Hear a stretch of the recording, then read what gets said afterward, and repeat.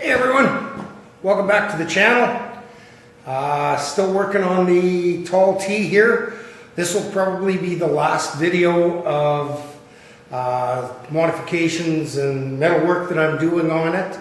I'm hoping one more video when it goes home later this week. They're gonna kind of jury rig it, get it ready to fire up, and he's gonna give me a shout so I can be there when they fire it up, and you'll be able to hear these side pipes. So I'll just show you what I've been working on here. Yesterday I got all of the brake lines bent up, flared. I used my Vivor flaring tool, which works freaking awesome. Just get some light under here. So I got both rear lines, got the rubber flex hose mounted up top, the line off the left and right side. I got the bracket welded up there on the frame. Lines are coming up. Got the Willwood proportioning valve, master cylinder. We're waiting for the residual valves, a 10-pound for the rear and a 2-pound for the front to come in. But from what I could find on Willwood's site, they're 2 inches long overall length with the adapter fittings in them. So I just left a 2-inch gap in between the lines. Lines come up, run them up nice and high behind the steering box.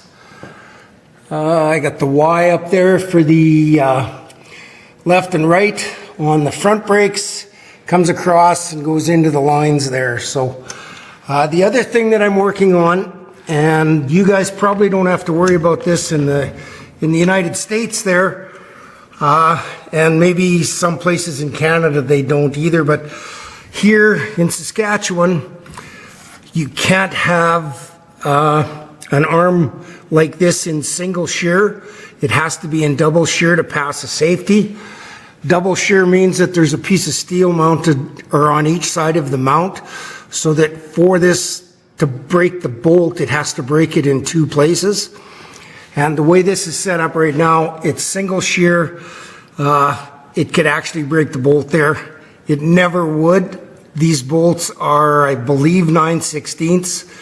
About 28,000 pounds, I think, is the shear strength on these bolts. So anyhow, this is the bracket that I've made to compensate for that.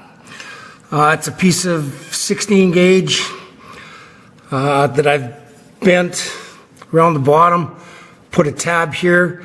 I've welded 3/8 nuts into the frame that this bolts to. 2 places here, 1 up top, and then I'll just take you underneath here, get you up, and so the bracket, the bolts go through the bracket, through the arm, through the frame. The frame's got a tube in it. There's no way on God's green earth that'll ever break now. So I've got the passenger side is all done. The way I got to that point is I built myself a cardboard beer case CAD template, and I made two blanks, a left and a right. Got the holes drilled in the second one. I now have to bend it here, and bend it here, weld everything together, and I can finish up the driver's side on it. So that's where I'm going to continue now. That'll wrap up everything I have to do as far as metal work on this. So I'll bring it back once I got it all done. See you in a bit. Hey guys, so I'm set up here on the driver's side. Just thought I'd show you. Oh, I knew that was going to happen. Lost the light. So what I'm doing is welding a 3/8 nut into the frame to bolt all of my anti-shear brackets onto. So what I do is I get a pilot hole started. I use a 3/16 and I go through both the bracket as well as the frame. And then I open that hole up to 5/8, and 5/8 is a really nice interference fit on the 3/8 nut. You have to tap it in fairly sharply to get it in there. What I do before that is I use a fairly large countersink bit, and I countersink around the hole so it gives me a V groove to fill with weld. Then I tap this in flush and I fill the weld.